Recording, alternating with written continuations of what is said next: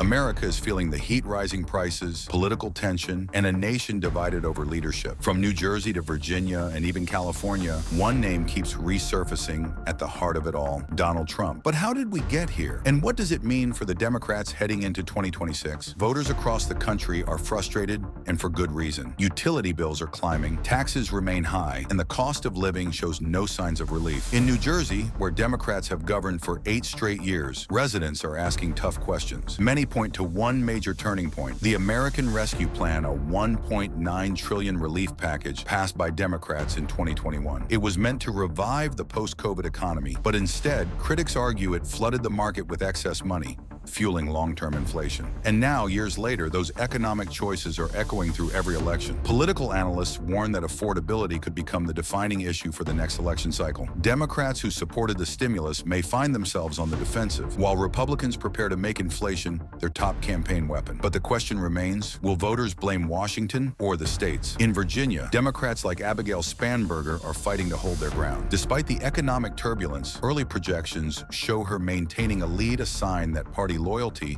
and key policy messaging may still outweigh frustration over inflation. But analysts say there's something deeper driving voter behavior.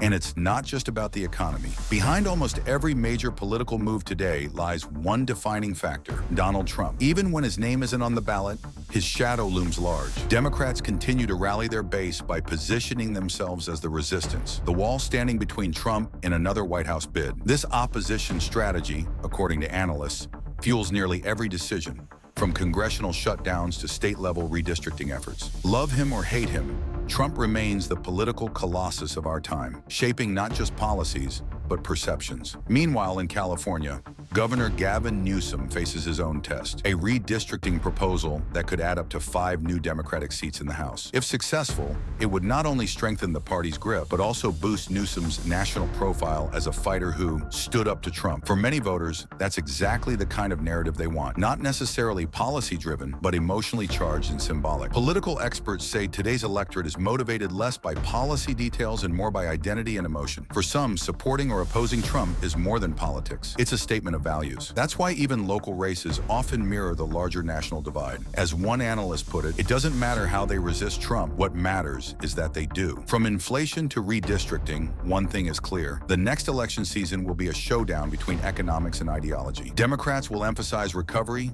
stability, and democracy. Republicans will focus on affordability, taxes, and leadership. But the question voters will face is timeless: are you better off today than you were 4 years ago? As the political storm brews, one thing is certain: every vote will count and every issue will matter. Stay tuned as we continue to follow America's unfolding political story right here, where facts meet perspective.